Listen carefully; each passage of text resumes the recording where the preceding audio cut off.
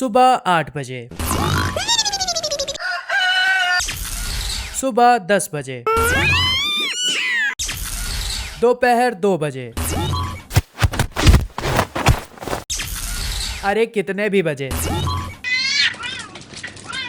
Big boss वो show जिसमें 100+ घंटे के कंटेंट में तुम्हें उतना एंटरटेनमेंट नहीं मिलेगा जितना किसी 10 मिनट की उसके ऊपर रोस्ट वाली वीडियो में मिल जाएगा। पूरा देश इस शो के बारे में जानता है, लेकिन इसको दिल से लगाने वाले मैंने तो नहीं देखे कभी। बिग बॉस चाहे जैसा भी हो, समाज में उसका कंट्रीब्यूशन बड़ा है। मैं ये क्या बक रहा हूँ, बिग बॉस का समाज में कंट्रीब्यूशन? अरे बिल्कुल है। एज एन एक्सपेरिमेंट 10 लोगों के बीच रैंडम बिग बॉस की बात कर दो, जो इंसान तुम्हें डिस्कशन को आगे बढ़ाता हुआ दिखे, भाई वो कल का एपिसोड कितना बढ़िया था यार, एटलीस्ट ये पता चल जाएगा कि किसको अवॉइड करना है। बिग बॉस के फैंस बुरा मत मानना, मैं तो बस मजाक कर रहा हूँ। इनफैक्ट मुझे पता नहीं था कि बिग बॉस एक्चुअली में कितना डीप और साइकोलॉजिकल शो निकलेगा। सिंबोलिज्म जगह जगह मिलेगा। जिसको मुझ पे हंसना है वो हंस सकता है, लेकिन सच तो यही है। अच्छा, बिग बॉस के लोगों के बारे में तुम लोगों का क्या कहना है? नहीं यार, है तो ये बिग बॉस की ही आंख। मुद्दे की बात पे आते हैं। एक आंख का लोगो प्लस कभी अपनी वो शक्ल भी नहीं दिखाता। क्या ये हो सकता है कि इन दोनों बातों के बीच कोई कनेक्शन हो? एक्सपर्ट्स की माने, जैसे gold medalist from Oxford dictionary, तो उनकी थ्योरी कहती है कि बिग बॉस की शक्ल कुछ ऐसी दिखती है। मुझे यकीन नहीं हो रहा ये बिग बॉस है। एक तो मिस्ट्री थी, बस अब वो भी नहीं है। चलो माना बिग बॉस की दोनों आंखें हैं, यानी देखने में कोई दिक्कत नहीं आती होगी। तो मुझे ये बताओ, घर में होने वाली तमाम बकचोदियों के टाइम सो जाता है क्या वो? अरे भाई, ये सब क्या हो रहा है इस शो में? इस घर में 100 दिनों के अराउंड कुछ कॉमन लोग जिनको कोई नहीं जानता, और बाकी सेलिब्रिटीज अगेन जिनको कोई नहीं जानता। अब ये कौन है बे? मैं जैसे कि आप लोगों को पता है कि एक्ट्रेस भी हूँ। नहीं बहन, हमें तो नहीं पता। अक्सर लोग मुझसे पूछते हैं मैं कौन हूँ। तू है कौन? आजकल का ट्रेंड तो कुछ ऐसा है कि अगर तुम्हें बिग बॉस में एंट्री लेनी है तो सबसे पहले तो तुम्हें अखबार में आना पड़ेगा। मैंने तो उड़ती हुई खबर भी सुनी है कि अगले सीजन में थैनोस और ग्रीन गॉब्लिन भी आ रहे हैं। खैर, ये सब के सब मिल करके एक चीज बड़े कायदे से फैलाना जानते हैं। पकड़ ले, खींच ले, खींच लिया। तूने मेरे बाप का नाम लिया है। पहली चीजें होती है जब हम विनिंग रिएक्शन होते, तो आपको पता है कैसे करते हैं? नहीं। एक बार बस ये फुटपाथ पे मिल जाए। मेरी कहानी और मेरा स्ट्रगल सबको पता है। स्ट्रगल दिखाना है तो बस में खड़े दिखा दो, लेकिन ये सब पहन के कौन जाता है यार बस में? दिखावा प्रो मैक्स। बिग बॉस पहुंचते पहुंचते तो ये सब धूल मिट्टी में सन जाएगा। इंडिया में जब कोई बचाओ बचाओ चिल्लाता है तो कुछ लोग इकट्ठा हो जाते हैं, लेकिन जब कोई माँ बहन की गाली चिल्ला रहा होता है तो सारे के सारे वंदे भारत की स्पीड से वहाँ पहुंच जाते हैं। बिग बॉस को ये चीज पता है तो वो इस पे कैपिटलाइज कर लेता है कि भाई घर में लफड़े नहीं रुकने चाहिए। खली भाई ये क्या बोल रहे हैं? मुझसे पूछा जाए तो बिग बॉस में लड़ाई झगड़ा होता है, वो लोगों को इंटरटेनिंग लगता है, बात ठीक है। मगर मुझसे जो चीज बर्दाश्त नहीं होती वो है क्रिंज, और क्रिंज इस शो में कूट कूट के भरा है।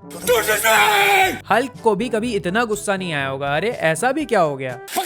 पकड़ ले, खींच ले, खींच लिया।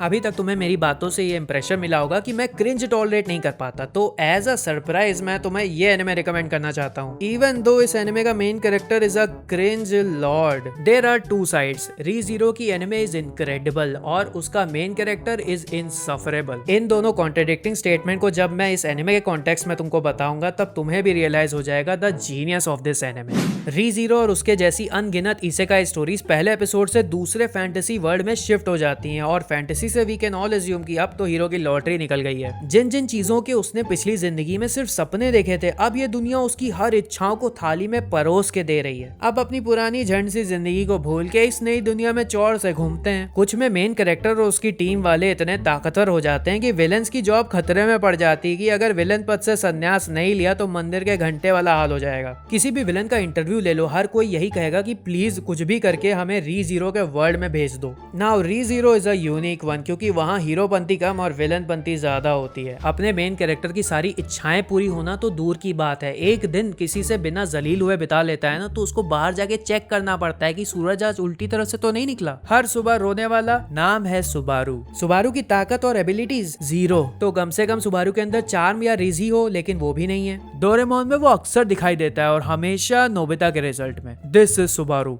अब तुम्हारे दिमाग में एक चीज आनी चाहिए कि यार ये एनिमे का नाम सिर्फ जीरो होना चाहिए, तो ये री क्या कर रहा है यहाँ पे? वेल, सुबारू के पास कोई डोरेमोन तो नहीं है, लेकिन एक एबिलिटी जरूर है। जब भी कोई विलन सुबारू और उसके दोस्तों पे खतरा बन के आता है तो सुबारू एक बहादुर हीरो की तरह उसका सामना करता है और ये तो मेरे फोन से भी जल्दी डेड हो गया।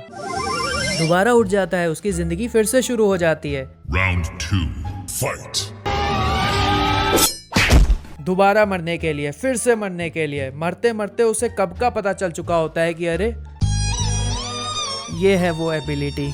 सुबारू इस डेथ लूप में तब तक फंसा रहेगा जब तक वो बचने का कोई रास्ता नहीं निकाल लेता, और री जीरो में मदद करने वाले इतनी आसानी से नहीं मिलते। ये वर्ल्ड इतना खतरनाक है कि हर 100 कदम पे कोई कुंडली मारे बैठा जरूर मिल जाएगा। अगर तुम्हें अभी भी दिक्कत हो रही है सुबारू और री जीरो की दुनिया का कॉन्टेक्स्ट समझने में, तो ये इमेजिन कर लो, एक एक्वेरियम में चिल करने वाली मछली को समुद्र के बीचों बीच जाके डाल आओ, अब वो कब तक बचेगी? नॉर्मल इसेकाई में एक पॉइंट आता है जब लड़कियां आपस में लड़ने लगती हैं सिर्फ हीरो की एक झलक पाने के लिए। यहाँ भी हीरो का चेहरा हर लड़की को देखना है, बस चेहरा जिंदा नहीं होना चाहिए। सोचने वाली बात तो यह है कि इतना लोड और स्ट्रेस आखिर कोई कैसे बर्दाश्त कर सकता है? कुछ समझे दया? इसका मतलब है सिर्फ एक लड़की जो उसे नॉर्मली ट्रीट करती है, इनफैक्ट उसे लिफ्ट भी मिलती है। बट यार सुबारू की तो टैग लाइन है, क्या करूं ओ लेडीज मैं हूं चुतियापे से मजबूर। सीजन 1 की हरकतें ऐसी हैं इस बंदे की, ये लड़की साफ साफ इसको कहती है, सुन भूतनी के मुंह मत फाड़, कुछ भी हो जाए, कुछ भी मैंने कहा, तू यहीं घर पे रह, मैं काम से जा रही हूँ, अबे सुन रहा है कि नहीं? बात मानियो, बिरयानी लाऊंगी तेरे लिए। बोफरी के कान खराब है क्या तेरे? यहाँ रॉयल सेरेमनी चल रही है और प्लीज बकचोदी मत करना और बिरयानी भूल जा। अंकल जी बिरयानी लगाओ। नहीं, यहाँ खाना नहीं मिलता है बच्चे। 3, 2, 1 निकल। पहले सीजन के इस पॉइंट तक सुबारू क्रिंज है, यूजलेस है और अपनी सीरीज में खुद ही सबसे ज्यादा अनलाइकेबल है। मैंने कभी ऐसा यूनिक हीरो नहीं देखा जो इस लेवल का जलील किया जाता हो। But here comes the twist. As somebody जो तुम्हें री जीरो रिकमेंड कर रहा है, मैं एक सीधी और स्ट्रेट फॉरवर्ड चीज कह देता हूँ, सुबारू का अनलाइकेबल होना इज इंटेंशनल। एक सर्टेन पॉइंट तक तुम्हें वो पसंद आना ही नहीं था, किसी को नहीं आना था। बंदा एक सेल्फिश लूजर दिखता है क्योंकि वो अपनी लाइफ की वर्स्ट फेज से गुजर रहा है और फॉर्चुनेटली ही गेट्स बेटर। इस खतरनाक वर्ल्ड में अपने लोएस्ट पॉइंट को हिट करने के बाद उसके पास और कोई चारा भी नहीं है but to grow as a character. Re Zero को सबसे ज्यादा इंटरेस्टिंग बनाने वाला फैक्टर है जिस अंदाज में सुबारू खुद को अडेप्ट करना सीखता है इस वर्ल्ड में। ताकतवर लोगों का फेवर कैसे पाया जाए, आर्ट ऑफ निगोशिएशन, प्लानिंग, ये सारे क्रूशियल स्किल्स इसको री जीरो की हार्श दुनिया सिखा देती है। ऐसी कंडीशन में जब उसकी मजबूरी बन जाता है इम्पॉसिबल सिनेरियो में पॉसिबिलिटीज ढूंढना, तो मेंटल स्ट्रेंथ उसकी एक मॉन्स्टर की तरह हो जाती है। री जीरो इज इनक्रेडिबल क्योंकि ये कैरेक्टर डेवलपमेंट इज इनक्रेडिबल। बाकी री जीरो का वर्ल्ड काफी सुंदर है, बड़े बड़े शहर हैं, बड़े बड़े लोग हैं। सबसे बड़ा तो ऑथर का विजन है कि एक दो सुबारू को पेल दो। री जीरो थ्रू एंड थ्रू एक प्योर डार्क फैंटेसी सीरीज है जिसमें खून खराबा तो ऑब्वियस है, जबरदस्त एक्शन वो सरप्राइजिंग है, और व्हाटएवर ये जो भी है, सीरियसली ये है क्या? सुबारू की शुरुआत वाली क्रिंज और लूजर वाला फेज अगर तुम बर्दाश्त नहीं कर पा रहे हो तो कोई बात नहीं, जस्ट तुम आगे का बहुत बढ़िया कंटेंट मिस आउट कर दोगे, स्पेशली एपिसोड